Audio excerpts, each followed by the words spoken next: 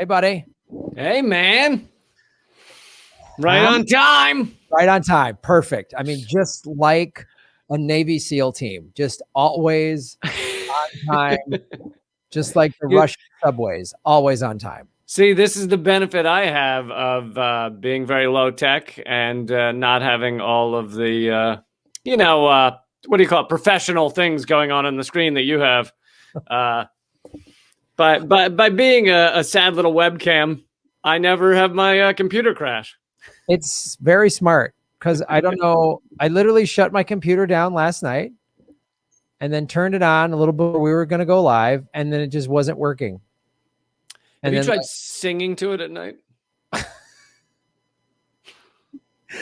That's a great point. I have not done a computer lullaby, which is maybe what I should do. Maybe I'm always angry and calling the robots dicks, and maybe I should stop fighting with them. I don't know if people on this show, regular listeners of this show, like it or are starting to get tired of it when we do the censorship update each week. But I think this is a good week to do it, considering the amazing new Twitter warning that these materials may have come from hacked sources or whatever that then backfired in spectacular fashion. It's kind of beautiful. I mean, it really fits into actually Government Secrets episode 31 with recap. More censorship. Yeah, it's fantastic to watch just how this is happening. So not only did that happen on Twitter, they also just weirdly announced this, like, oh, we're going to start doing a $5 a month subscription model.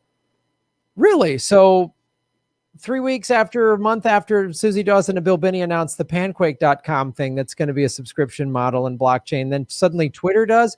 Who in their right mind is going to want to pay for Twitter? So for Twitter, I guess YouTube already had the you can pay to avoid ads thing, right, which basically took all the money from content creators and gave it to YouTube, right? If you paid for that, I assume. Yeah. And now Twitter is saying that what would be the special about because you're basically be paying to have your data stolen more than it already is being stolen. Like more efficiently having my data stolen, which is the thing that's not. Yeah, I don't mind that they're taking my data. I just want them to be more efficient about when they steal it and give it directly to the intelligence community, because there's a guy from MI6 that's on their board of directors or whatever. Is there a way I could pay to only be shown corporate media and to have anything outside of corporate media have a giant warning on it that says this comes from hacked materials? Because I've been getting that for free and I feel guilty. I'm not getting screwed over enough by the deep state. Can I also give them money? Is there a way I could do that? I want to help finance your corrupt nonsense. That's what I want to help do. I don't want to just be a victim to it. I want to really get stuck by it hard. It's about reclaiming my future. I want to be an active force in my own, exploitation and abuse. Reclaiming my future. I want to own my exploitation. Yeah. The way, but help support you guys doing it. It really makes sense. Sign up for the subscription model to Twitter, everybody. And it's just like, and I'm gonna sign up for the subscription model to Twitter the same day I give the Nigerian lottery people my banking info. It'll be the same day. I'm gonna be like, you know what? I think this time this Nigerian lottery thing's gonna work out. I think I'm gonna win.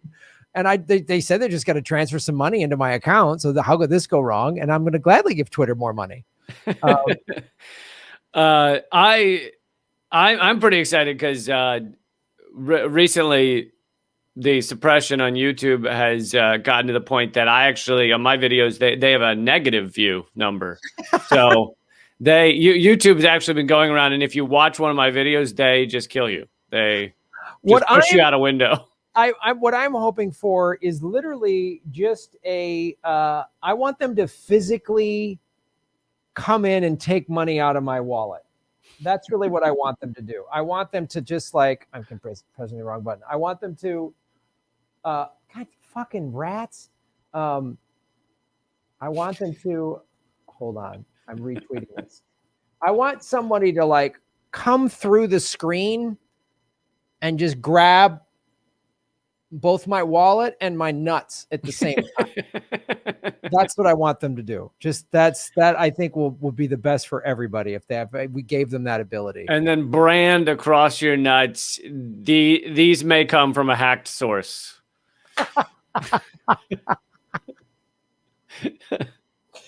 Encyclopedia Britannica confirms that these nuts come from Lee Harvey Oswald and the Book Depository. That's what I want them to say. Yes. I mean, the hacked warning is all the more hilarious because they're trying to claim that it came from a hack source as opposed to a leak, because they can't warn you. They know they can't put warnings on things that were leaked because any good reporting comes from leaks. Like even the New York Times and Washington Post and all of them, they say, they're bullshit anonymous sources. Yes, they should not be anonymous sources. However, those are coming from leaks. That's the FBI or the deep state or whatever being like, hey, can you say this for us? And then they go, oh, anonymous sources told us. And it's all from leaks. So they're trying to claim that anything they disagree with is not a leak. It's a hack, which is horseshit, as well as the fact that, yeah, fine, it's a hack. I don't give a shit. If it's telling me the truth and showing me revelations about my government and about our garbage media, then all right, fine. I'm sorry. What the guys uncovered at the Watergate Hotel, they technically broke in. So that's my issue. I don't like that they did that. It's just like, that's anything is. We should put Nixon back in office because his downfall came from a hack source. Yeah, it was a hack source. Yep. Sorry. Nixon never should have had to step down. I think this is really good stuff. It's like, I mean, like, I don't care. Like you say, I don't care if it got the truth. Like the Spotlight story that they made into a movie. Right. There was some leaks in there. There was some people giving up some information that were within the Catholic Church. Yep. What should it's so preposterous. It's literally like somebody breaks into your home and you go, you broke into my home, you stole food, you stole all my money, all my valuables, you vandalized it.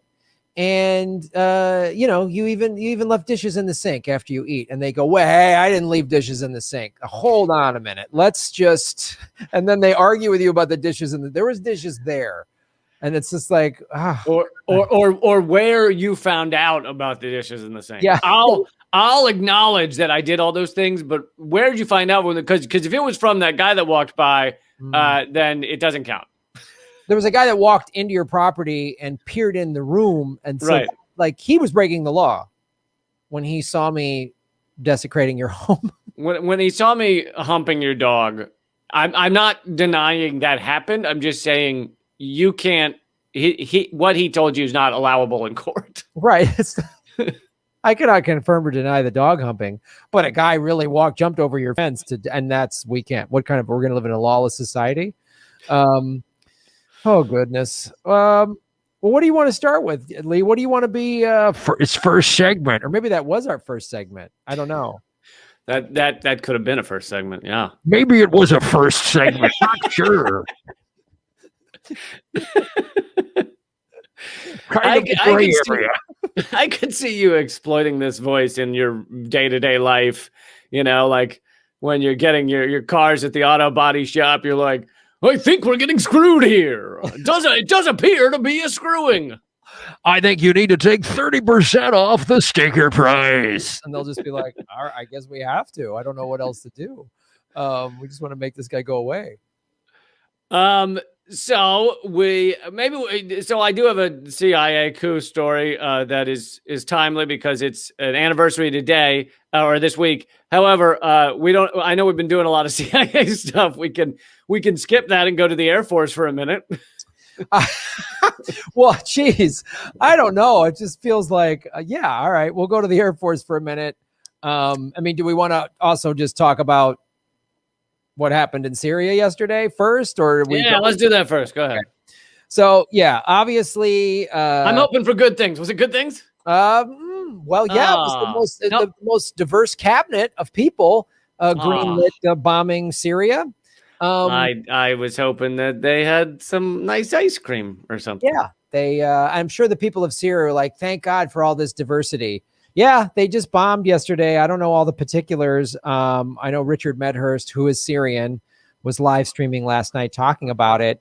And it really just, all of these people, I mean, this is why, glad Trump's gone, but this is why I was not cheering in the streets, because I knew this was going to happen. Yeah, it's the same shit. I mean, it's exactly the same foreign policy, with the slight exception that Biden has actually stopped the withdrawal of certain troops that Trump had begun. But basically the exact same foreign policy. And as most people will recall, that when Trump bombed Syria, that was the day he became presidential. We were told by mainstream media, including MSNBC, Brian Williams, of course, jacking off under his desk at the beauty of our weapons. So this is the day that Biden became presidential because he bombed Syria. But it's also hilarious because they're like, oh, it's an Iran-backed militia, which the New York Times ran with a headline, U.S. airstrikes hit Iran-backed militias in Syria. And then within the article, literally there's a sentence that says, little is known about the militia and whether they're Iran-backed. And it's like, your fucking headline says they're Iran-backed. That is the garbage they're giving. This also speaks to the fact that we are funding and arming and helping militias on multiple sides of this thing. We basically just want chaos in a lot of ways. And sometimes we're bombing militias that are using our arms that we funded at some point in the past. I mean, there was headlines from a couple of years ago that CIA-backed CIA armed and trained militias were fighting Pentagon armed and trained militias in Syria. We're battling ourselves, but that makes a lot of people a lot of money. Yeah, I mean, it's weird. I hear we're backing all these bizarre militias, and I don't know, I'm just feeling like I heard a story about two FBI informants, one for the Proud Boys and one for the Oath Keepers, and we just had an insurrection a month and a half ago. Weird. We're insurrecting ourselves. We're literally using the same ridiculous alignment with whatever evil jackass fills our coffers that day. Foreign policy. Oh, we're using that on American soil. It's really great. And when you're on both sides of an insurrection, then that's exciting. That puts the erection back in insurrection.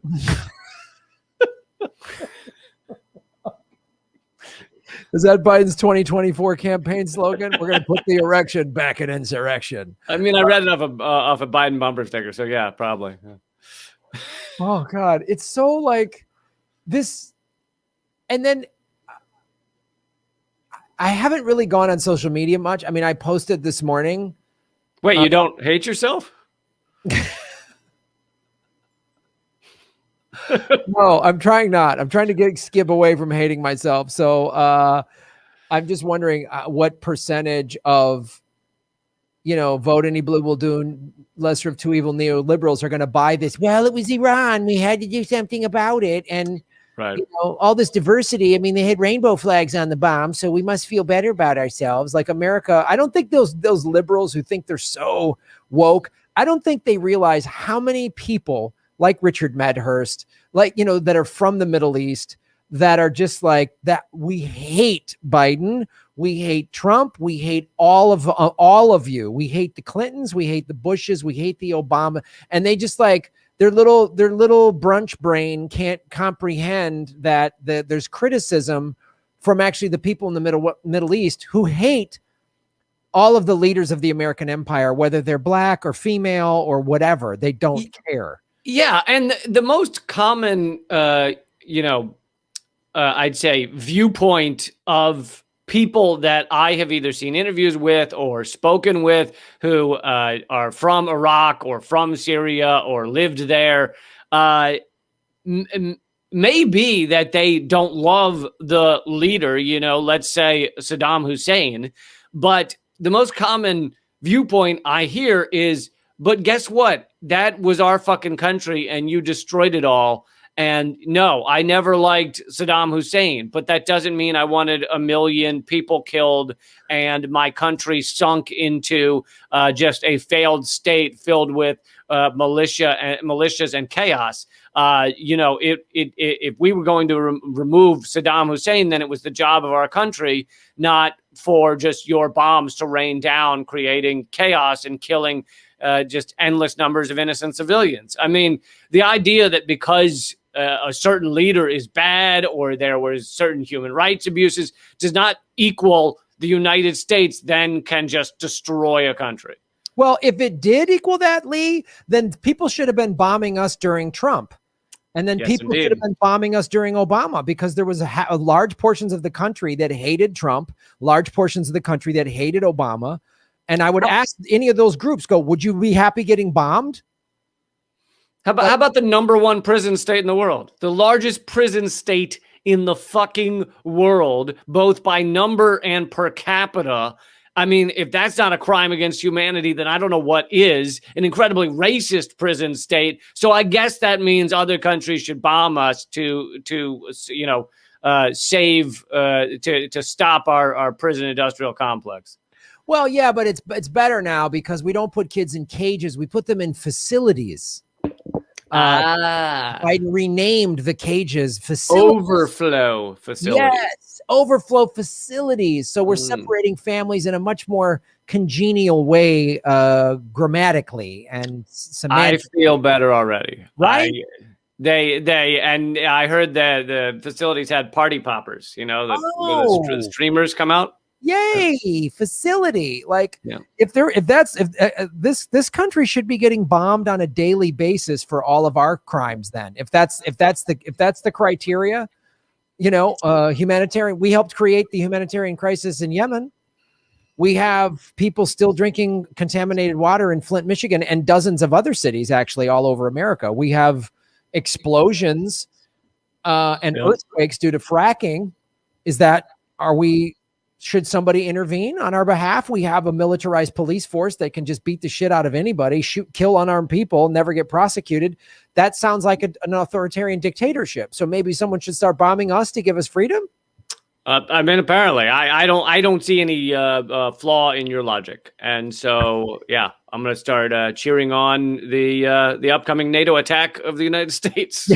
Yeah, let's root for it. Let's just people don't. They're just like, wow, because you know what, Americans have never had to experience. We haven't had a war on our soil in over 160 years. So Americans really don't know. We've had some attacks. We've had 9/11. We had what happened in Boston. We had Oklahoma City, which was done by domestic terrorists. The only close to battle on our soil is Pearl Harbor, but Hawaii's not really our soil. It's because we stole it. We stole it. Well, Graham, come on, we stole it all. Yeah, we stole it all. Exactly, we've stolen it all. And literally, but any of those were single events. So imagine if Pearl Harbor, 9/11, Boston was happening on a weekly basis. Well, the comparisons I've heard sometimes from soldiers who have spoken is it's like, New Orleans after Katrina. It's a complete societal breakdown. But nobody knows in say Iraq or in some of these places where we're crushing them. Nobody knows if there's going to be power. Nobody knows if there's going to be clean water. It's just societal breakdown, which is very different from, like you're saying, a one-off attack. So you mean like Texas last week? Yeah, Texas last week. Okay, great. Just so we're clear. They were. I mean, I just read a well put article by a former soldier who was in Iraq, and he said, and he wrote it before Texas, but he said, you're going to be seeing this more and more because of climate chaos. And Texas says they were within minutes of their electric grid crashing in such a way that they wouldn't have it back up for a month or months. I mean, could you fucking imagine just Texas with no electricity for months? I mean, and how that would play out? A lot of guns down there, a lot of guns. How that would play out, as who fucking knows? But we're going to be seeing more and more stuff like that, where it's like the system's collapsing, and the ruling elite are really just are pulling Ted Cruz and getting on a plane to Cancun. They're not there to actually save people or help people. No, I mean, hey, in the fall, last fall we had it in California. The state was on fire. I mean, the whole West Coast was on fire. And what was Newsom doing? I mean, what was Pelosi doing? Was she eating ice cream? Like, what were any of them doing? They're just all parasites. And then to listen to Americans have been so brainwashed to say, well, we had to bomb Syria. I mean, I remember when Trump did that, a couple of liberal friends of mine who hated Trump were like, yeah, he had to. I mean, they gassed people. They're just been so spoon fed that America has to go to war. They don't even question it. And when Fareed Zakaria says he became president today, he was the one who said those exact words, Trump became president today. When he says that on CNN or MSNBC, wherever dumb channel he works on, then the brunch liberal crowd goes, that's how they sell war to people. Like when Rachel Maddow talks about it's okay, and Anderson Cooper says it's okay, and Wolf Blitzer goes, "Oh, what about the jobs?" Then the dummy liberals go, "Oh, well, I guess we had to do it." Back to brunch. Yeah, they lay the groundwork beforehand. I mean, Obama was talking about how we might need to bomb Syria if they use chemical weapons and human rights abuses, blah blah blah. And so they lay this groundwork. And then they can, as we've now seen from the excellent reporting from the Gray Zone, from other reporters like Robert Fisk and John Pilger, we've seen that the chemical weapons attacks were horseshit, and yet that was used to begin the bombing of Syria, and they had laid that foundation. And speaking of laying the foundation, if most people don't recall, I mean, how quickly our news cycle works, but Obama initially basically said we may need to go into Syria or bomb Syria because of what's going on there. And there was huge pushback, massive pushback against it. And he then backed off and didn't do it. It was one of the rare times that I saw the war machine gear up and be stopped by kind of activism and people speaking out. But they didn't stop. They didn't say, you know what, that America won't stand for this, so we're done. We're not going to do this in Syria. Basically, they stepped back, and I wouldn't be surprised if they had these exact meetings, but they stepped back and said internally, we need to lay the groundwork more for invading and bombing Syria. We failed to lay that groundwork. So they spent the next year laying that humanitarian rights, chemical weapons, all that groundwork, and then they bombed. And it seemed it was like the perfect kind of like, oh, we failed to do the early work. We failed to do the homework to really lay this groundwork so we can destroy Syria. So we'll spend a year doing that, and then we'll destroy Syria. And that's what they did. Yeah. And this is, of course, and the fact that this bombing yesterday, they're trying to tie it to Iran. I was like, when everyone was dancing in the street in November, I said, we're going to invade Iran, right? Like that's going to happen. Like Biden will get us in. We're going to have boots on the ground if by the end of his term. I mean, within the first year, we're going to be at war. It's with Iran because they want it. Hillary Clinton talked about it in 2007 when she was a senator. They've wanted it forever. Israel's wanted it forever. The thing that is holding it back is that Iran is far larger and more powerful a country than Iraq was at the time we invaded Iraq.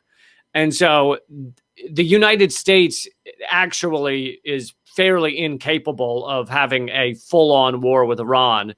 And so they're doing it, we're doing it in the other ways. We're doing it with economic war. We're doing it with propaganda war and all this shit. And proxy wars, which is what part of this was, bombing the Iran-backed militia. And so, yeah, I mean, the U.S. couldn't even handle a fucking battle against Iran right now. We're already a collapsing empire. It would be disastrous. And that's kind of the one thing that's holding them back, but it's not holding them back from doing their best to crush Iran in every other way they can.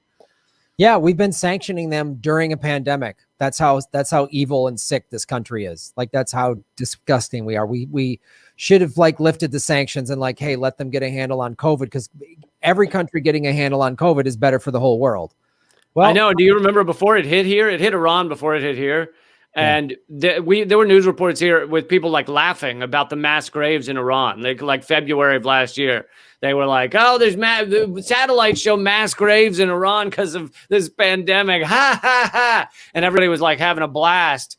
And you're like, you fucking idiots. Where do you think it's going next? You think this is just Iran? You think, besides the fact that you're laughing at like what, children and babies and old people dying of fucking COVID. Well, I guess more old people, but still, you're laughing. That's hilarious. It's like, and sure enough, then it came here and it wasn't so funny anymore. But yeah, we're an evil, sick, conservative, warmongering society, and we're collapsing.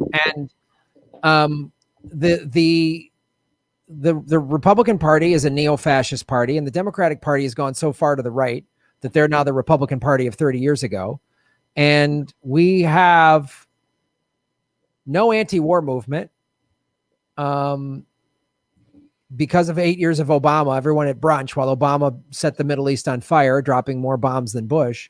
So I don't know. I hope these will pull Biden to the left. I hope these fucking ridiculous dipshits pull their heads out of their neoliberal brunch asses and go, oh, maybe there is not much of a difference. Like, I hope that they do that, because if I hear any of this wait till the midterms, I'm like, the people in Syria can't wait till the midterms because we just bombed them yesterday. And oh, by the way, we still haven't gotten our $1,400 that adds up to $2,000. Already Biden's lying. That gutless old rapist cocksucker. And by the way, fuck Joe Biden and fuck his family and fuck his whole cabinet. I hope that's not too vague. And we have those T-shirts available at the Government Secrets podcast T-shirt merch page. Yeah. Fuck Biden, fuck his whole family, and fuck those cocksuckers. I believe did I get that right? Or that is correct. Yeah, we're going to put that in a koozie and a sweater for your puppy. We're going to have that so you can put that in a sweater for your puppy. The puppy sweater, yes. Because my dog is he's fed up. He's had enough. I've met your dog. He's furious. He's really furious. Well, speaking of, the endless war, we don't have money for Medicare for all. We don't have money for student debt forgiveness. We don't have money for free college. We don't have money for even a $2,000 a month UBI, but we have money to waste on the F-35 that doesn't even work. Do I have that correctly, Camp? Is that... You have that correct, the $1 trillion boondoggle. But here is the update. Forbes has reported the U.S. Air Force just admitted the F-35 stealth fighter has failed. This is a $1 trillion jet that has been in production for, I think, since I was 1.5 years old. I was definitely still taking dumps in my pants. Not sure the exact age. But so here's reading from the article. The U.S. Air Force's top officer wants the service to develop an affordable, lightweight fighter to replace hundreds of Cold War vintage F-16s and complement a small fleet of sophisticated but costly and unreliable stealth fighters.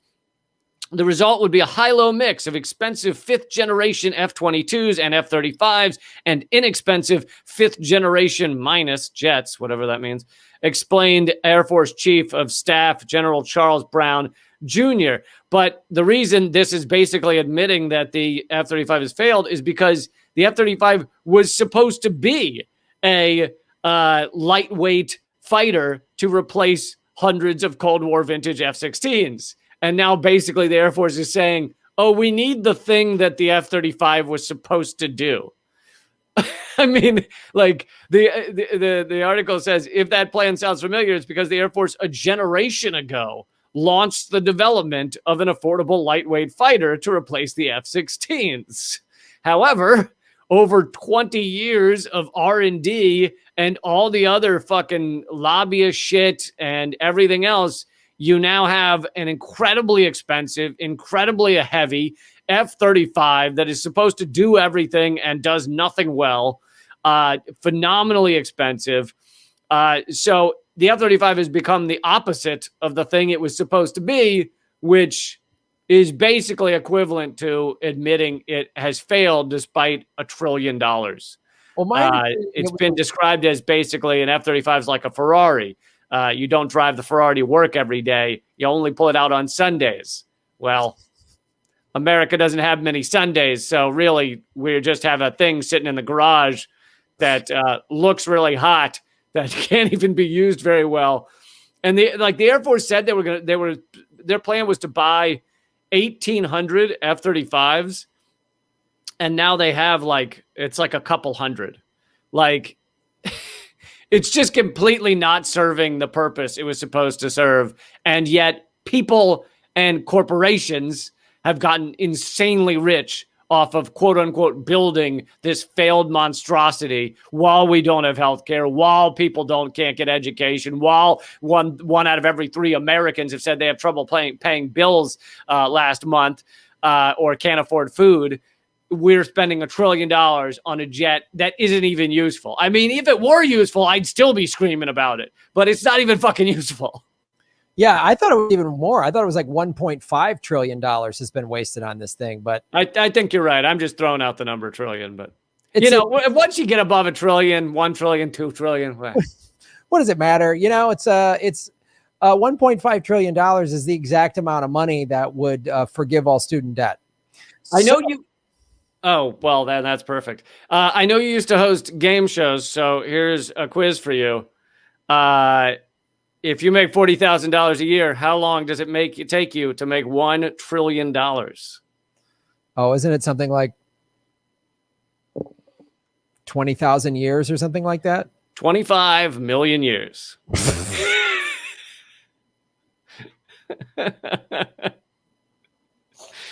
You were slightly short. Wow. So that means we could give 25 million Americans 40 grand right now. I think that math works out. Yes. 25 million Americans could get 40 grand. All the people who have lost if you lost your business, it's gone. You're behind on rent. Anyone that's behind on rent or your mortgage, you're in forbearance on your mortgage. We could give you 40 grand to square the table. Or we could have a stealth fighter jet that is not needed and doesn't work. Yep. That's what about do you right. choose, Lee Camp? The choice is yours. What do you want? Help people or bomb for nothing? That's about right. And here's another quote from I can't tell what his rank is, but another military guy who said, if we're going to pull the trigger on a new fighter, now is probably the time. I mean, they are literally talking about possibly developing something else because they have 100 F-35s and they need thousands of lightweight jets, which they don't have. I mean, it is just, it's hilarious. If it weren't such an insane amount of money that could help so many people, it really would be just a fucking hysterical. I mean, I don't know when the last time most people read Catch-22, the book is, but it's like, when I first read Catch-22, I hadn't been reading much about our military. I was a little less informed, and I thought it was hilarious because I didn't realize it was it's like true. Like literally, we already mentioned in Syria, we are battling ourselves. Like we're battling militias or funding militias so they can battle other militias that we're also funding. We're fighting ISIS, which we helped create, et cetera, et cetera. So we're battling ourselves. We're spending $1.5 trillion on a jet that doesn't work. It is just like the satire in Catch-22 can't even keep up with the reality of our military. Now's the time for a new bomber. Has that guy driven by? He hasn't. If he's a general, if he hasn't been paid by big defense contractors, he will be the minute he leaves the Army, Right. or the Air Force or whatever branch he's with. That you have a 6 to 7 figure job waiting for you, just waiting for you. And so, this guy, I doubt he's ever driven by any of the food lines that are miles long in every city in America that have been operating this way for the last year. Like now, I don't even understand how these people think. There's a pandemic, right? People are out of work. There's new unemployment claims being filed every week. You get this. Yeah, I know, but we need a bomber. It's unbelievable. It's like, it'd be like if you're like Grant, I'm like, I lost my job. I don't know what to do, but man, Lee, Vegas, that's where we're going, baby. Like, well, and weirdly, the military has admitted, the Pentagon has admitted, at least in reports, that the number one national security threat is climate change. So at least internally, they're admitting that. But then, they outwardly say we need more bombers, we need more of this. Although the Congress does keep producing things that the military literally says, please stop making them for us because we don't want them and we don't need them. Like Abrams tanks. Abrams tanks continue to get built, even though there's thousands of them sitting in the California desert. You can Google this image. It's just thousands of tanks lined up because they don't know what to do with them. Tanks are not used very often anymore, ever. And so literally Congress just keeps producing them and the Pentagon is like, stop sending us fucking tanks. It's fucking incredible. And another reason this happens, or like the F-35 keeps getting built despite the fact that it's such a fucking catastrophe, is that they strategically made sure that pieces of the F-35, it has hundreds of thousands of pieces. It's incredibly high tech, hundreds of thousands of pieces. Pieces are made in 48 states. All but 2 states have a vested interest and jobs on the line to keep producing the craptastic F-35. it's so, and the jobs thing is just like, gee, what if 48 states all contributed to like building things that had solutions for climate collapse? Right. What if 48 states were building, affordable housing that the homeless could live in? Like what? I'm so sick of that job thing. It's so stupid, and it just doesn't make sense. I hope here's what's going to happen. Americans, and what happened in Texas, what's happened the last year because of the pandemic economically, Americans are going to be forced into realizing that the climate is collapsing and capitalism is making it worse. Like capitalism has created this, and then economically it's going to be worse. Because what are the Abrams tanks going to do? Are they just going to shoot rising oceans? Are we going to just use the F-35 to bomb hurricanes that it's been proven they're not created by climate change, but they're stronger as a result? Like what do they think? What's going to happen? Like, when these fat idiot generals, when their homes flood, what are they going to do? Just bomb it? Like, what are they going to have, a laser guided missile? Like, what are they going to do? I'm mystified at this, but people are going to be forced. The people of Texas, I hope they wake up. I mean, if they listen to their dumb governor go, oh, well, it's solar panels and Democrats that caused this. No, idiot. Both your dumb, filthy parties ruined this. I hope people realize that both these parties don't give a damn about them. Climate collapse is happening, and it will affect everybody no matter what. So maybe don't be an idiot and do something about it. But I don't know. Human beings, especially the American human being, seems pretty prone to being willfully stupid. Yeah. I mean, I think one of the biggest problems is that that Americans seem to think like, oh, Congress has it. Like they're dealing with this. We may not always like their decisions, but Congress and the Pentagon are dealing with this. And it's like, no, they're all just enriching themselves. They don't. Like they're not dealing with it. They'll keep producing tanks to sit in the desert. They don't give a shit. Congress has it. That's just like, you know what? Everyone that's involved in all those reality shows like Real Housewives and Survivor, they got it. They got this under control. I really trust that they're gonna fix things. Like it's just like they've got it. Just like yeah, they got it. All those meth heads, they got this. They're in charge of the opioid epidemic. We got it. They got it. All right, let's do the whatever CIA operation coming up next on Government Secrets. Folks, hit the like button. Subscribe to both of our channels. If you're listening to Government Secrets, please give it a good review on iTunes and Spotify and all that stuff, because that all helps. Yeah.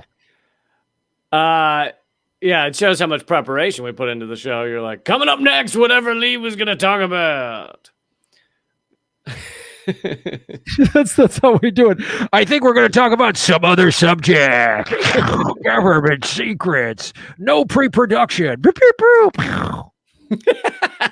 Pre-production is for pansies. F-35 will make us all better. Pew, pew, pew. So and I feel like it feels like every day, or at least every one of our episodes, I learn about some new CIA coup, or at least you could type. You were saying last week you just type in operation in a letter and you find some new operation they did, but you can also just type in really CIA and a date, and you'll probably find a certain date of some year when they created a coup in some country. Do this. Just do operation with a letter. Do CIA and a date, or CIA and any country. Yeah, you'll just like pick anywhere, just like CIA Finland. Well, in 1963, the CIA got rid of wooden shoes in an effort to whatever the thing is. Like, I mean, granted, you're gonna find more stuff if the country's not white, but yeah, sure, of course, for sure. So,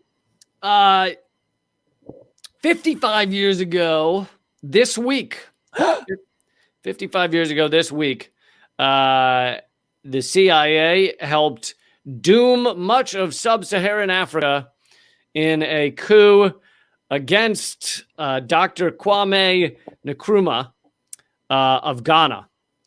And there's a great article. There's far too much in here for me to get into all of it, but a great article at covertactionmagazine.com. If you type in CIA coup Ghana and Covert Action Magazine, you'll probably find the article. So, they say that 55 years ago today, or this week, the fate of Africa was irrevocably altered when the CIA sponsored a 1966 coup against Dr. Kwame Nkrumah, the prime minister at the time of Ghana, and a Pan-Africanist visionary who was voted as Africa's man of the millennium. 1,600 Ghanese died in the coup, and for a while, the claims of Dr. Nkrumah that it was connected to the U.S. and the CIA were ignored or dismissed as delusional. However, in 1999, Nkrumah's claim was borne out when the U.S. government declassified the Western orchestrated plot to get rid of the man who was, quote, doing more to undermine our interests, meaning U.S. interests, than any other black African, unquote. So basically, he was trying to unite Africa in many ways, and create obviously more equality and more power for Africa, which would then create less exploitation of Africa, which is very bad for colonial states like the U.S., Great Britain, and Canada.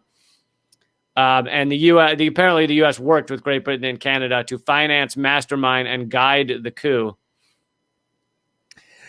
Well, there it is, the common theme of anytime somebody unites. We talked about this last week with Fred Hampton. We've talked about it with Bobby Kennedy. With anybody if you start uniting people, oh boy, they can't let that happen.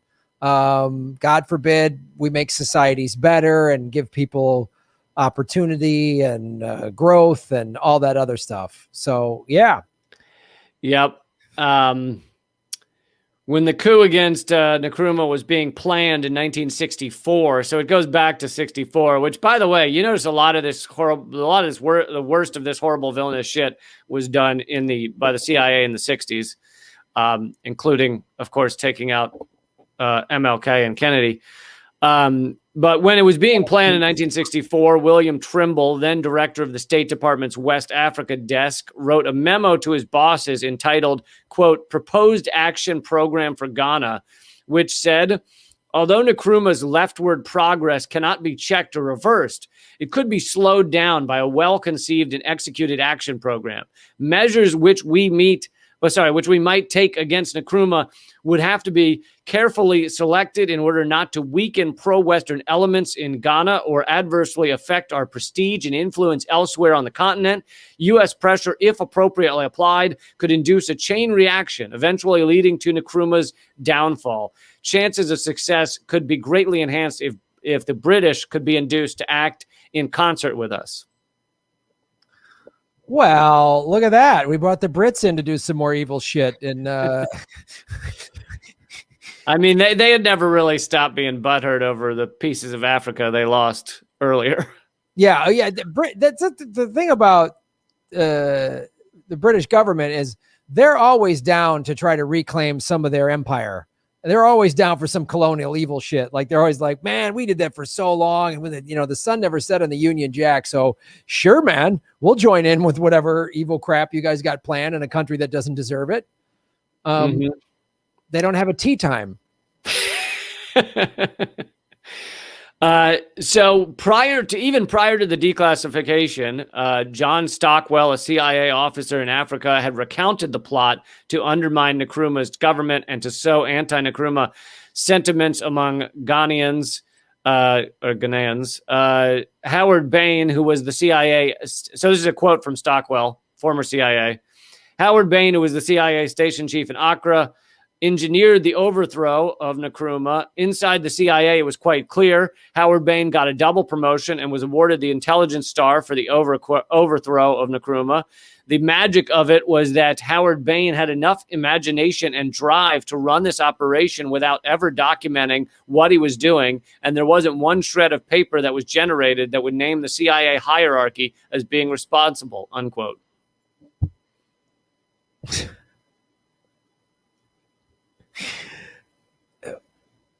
Do you think they have secret handshakes? Yeah, I think it looks a lot like a circle jerk. Like guys playing Cookie or whatever that game was. I don't know how to even respond to these. What was it called? Operation what? I don't know if I got an operation name. Project? Operation Fuck Africa Over. Yeah. Keep colonialism thriving. Well,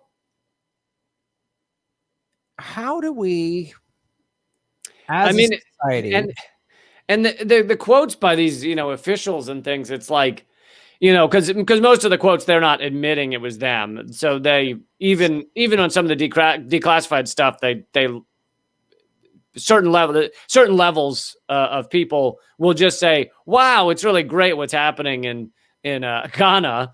But even with that stuff, they seem so there's not even a shred of like care for a state being overthrown and just collapsing. I mean, it really is just like, oh, this is good for America. Like they couldn't care for a second about anything except the imperial goals of the United States. Yeah, the imperial goals. This is good for America, but it's also like, how did this benefit the American citizens? Like, even if that's their claim, like, oh, we didn't know this was. No one knew this was going on. This is being done in our name. It's being done with our tax dollars. I mean, I wasn't alive back then, but it's just like, oh, to protect America's freedoms. No, it isn't. Shut up. Just say like it's like you're not protecting anyone's freedoms. It's like, hey man, I broke into that bank because I'm protecting the freedoms of currency or whatever. Like that's not even a good example. But it's like, who did this benefit? Like what aspect of American life was like, well, it was improved because of this. Not that it wasn't good to begin with at all. It's awful. And then there's this, like you say, the callous, just like, well, we killed a bunch of people, but we had to. No, we didn't.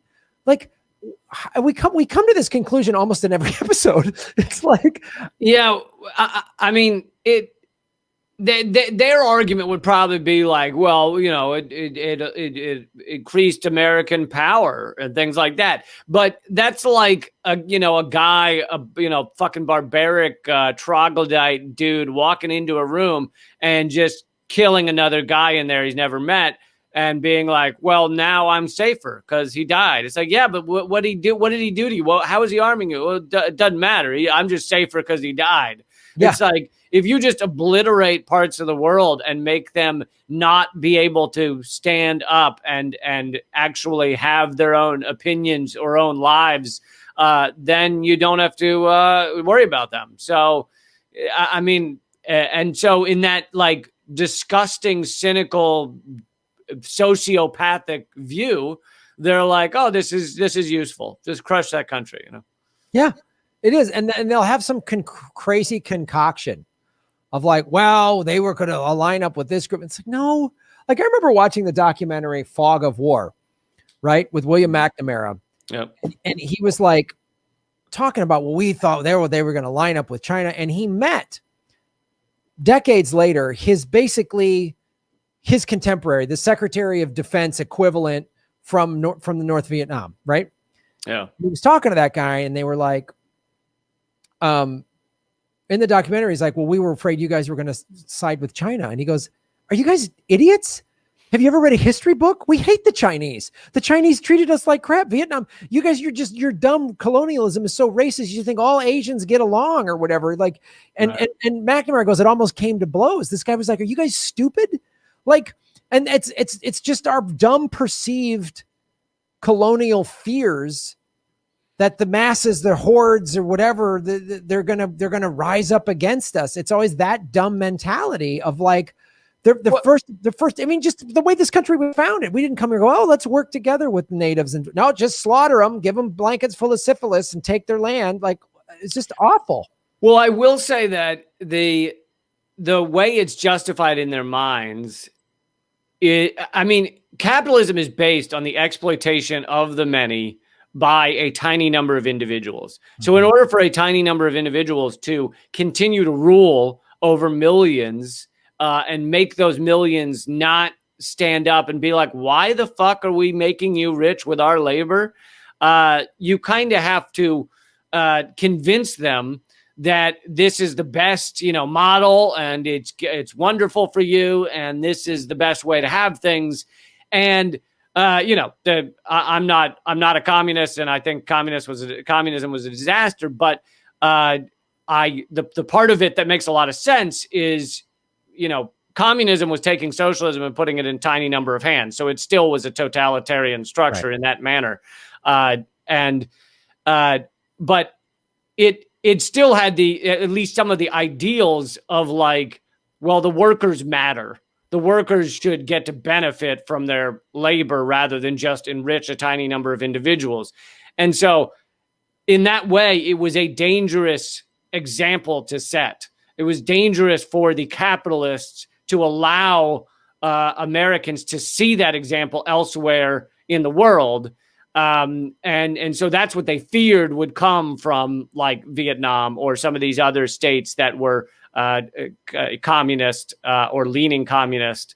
And so that has a lot to do with it, I think. Yeah, we're just so misguided too, because I mean, that you're right, that has a lot to do with it. But again, we completely missed in this documentary, Ho Chi Minh visited this country in the late 40s and read our Bill of Rights and read our Constitution. And at the time, they were a French colony. And he just read our history and went, oh, America will side with us because the French are treating us the way the Brits treated the colonialists here. And like, he thought that, and he was very, why wouldn't he? If you read our documents of freedom and get rid of the tyranny of King George, he's like, they'll help us get me. He didn't realize it was all bullshit. Yeah, he realized it's all bullshit. Yeah, it's all. He didn't realize that the all men are created equal was written by very rich white men who actually meant all white slave owning males or whatever. Yeah, that's what they meant. We are all equal. We get to keep our land. Yeah. Yeah. So it's perplexing to, well, I guess it's not, like you say, it's just the sickness of capitalism that just you come into this view of, well, how do you start the day? Like, well, how do I exploit people and stick it to somebody so that I succeed, rather than how do we all work together? How do we all help everybody? Yeah. And capitalism uniquely like rewards the sociopaths. I mean, the estimates are that 1 out of every 100 people are sociopaths, meaning they don't have empathy for others for the most part. And those people are the ones who are going to get to the top of most corporations. If you sit back and say, you know, I care about these other people and I want to work with them, then you may do okay, but you're not going to get to the fucking boardroom that has fucking 6 people in it making all the calls. And so, you know, that might not be a problem in every corporation, but in general, over the entire society, if you're putting all the sociopaths at the top, then you end up with a sociopath society. So we have a sociopath economy that has no empathy, cares not for the environment, for individuals, for human beings, for health, only cares about profit, only sees profit. And that profit and power, because power can be used to get profit.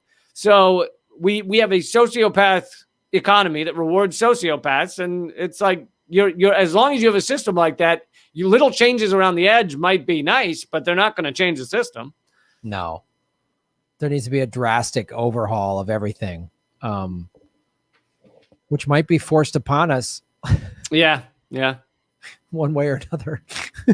I mean, with climate collapse, it's going to collapse, and then we're going to have to figure things out. So, well, on the bright side, maybe the you know, little bursts of collapse that we're already seeing, things like Texas and California, et cetera, will make people realize a little bit what actually should matter in life. You know, that actually we should be appreciating each other and trying to help each other, be happy and healthy, rather than just enriching ourselves while we destroy the world around us. So maybe it'll kind of be like a shock jock doctrine, but towards some good, where people are like, oh, fuck, you know, when the fires were raging through our neighborhood in California, I noticed I wasn't thinking about how I was going to get wealthy from it. I was thinking mostly about taking care of people. Yeah. I mean, it's really like, it's because they're seeing everything. So Texas, a red state, doesn't care about its citizens. California, blue state, doesn't care about its citizens. Cuomo, all of his filthy corruption, lying about people dying. Now he's also sexually harassing, you know, people. And he was the big hero a year ago. Wow, I wish he was president. Oh, yeah, great. So, and the stories that you hear come out from like the American people, like just what's happening in Texas. I hear people really helping each other. The government isn't, but they're helping each other. I just heard about like a brewery that was like, we have all this access to water to make our alcohol. So we're just giving people 5 gallons of water a day. They're just giving people water, and people are helping each other out, and food banks. And so I hope, like you say, people. Yeah, mutual aid is a big one. If people are listening and they're struggling in Texas, look up mutual aid. There's chapters and people working across the state and across the country. Mm-hmm.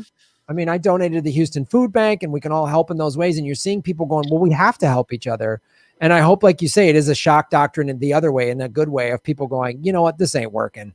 We're done. Like, we're done with this, because it's all, big corporations just follow the money. Why did Texas do this back in the 1930s? So oil guys didn't have to pay for regulations. It's all just for their own profit. It's not to make Texas stand alone. It's so that oil guys could make money. So yeah, I hope. And at the end of the day, maybe people think, I don't need a new shirt every day, but I would like to have butterflies.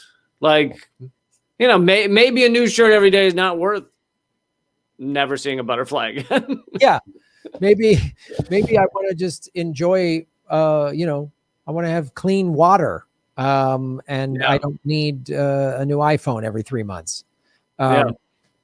All right. Well, I feel like that's the end of Government Secrets episode 31.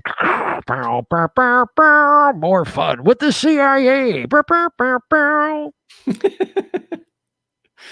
Yeah, everybody, thanks for listening, and please share this with people. We're trying to grow it. We're trying to get it bigger, even though we obviously are facing crazy suppression. So please tell people about the show. My stuff is at leecamp.com, and I'm also on YouTube and on Rockfin. So check those out. But yeah, all my stuff basically is leecamp.com. Yes, everybody. You can support me at grahamelwood.com. My YouTube show, The Political Vigilante, my YouTube has been completely demonetized, and I can't appeal it till March 3rd. So if you could support me at Patreon and at rockfin.com/grahamelwood. If you go to Rockfin, it's free to sign up. I got a lot of free videos there. And if you sign up for the premium content, you get my content, Lee's, Jimmy Dore, Whitney Webb, Kim Iverson, a whole bunch of people. So check that out. And then, like, share, subscribe, do all of those things. So that's episode 31. Lock it down. Put it in the books. Thanks, man. Talk to you next week. All right, buddy. Have a good weekend. Later. Thanks for watching, everybody. Please hit the like button, the subscribe button. Go to patreon.com/GrahamElwood and rockfin.com/GrahamElwood, where you can support the show. Also, I have a Bitcoin wallet, a Bitcoin Cash wallet, and an Ethereum wallet in the show notes. We're taking cryptocurrency. I have a Coinbase affiliation link. We're going to be getting on some other exchanges. So that's how you support the show. Make sure you hit the subscribe button. YouTube is unsubscribing us at an alarming rate. I have a PayPal button at grahamelwood.com. I even have a Venmo at Graham-Elwood. There's a lot of ways to support our show. We are getting crushed by YouTube. We've dipped under 73,000 subscribers because of YouTube. Thanks for supporting what we do.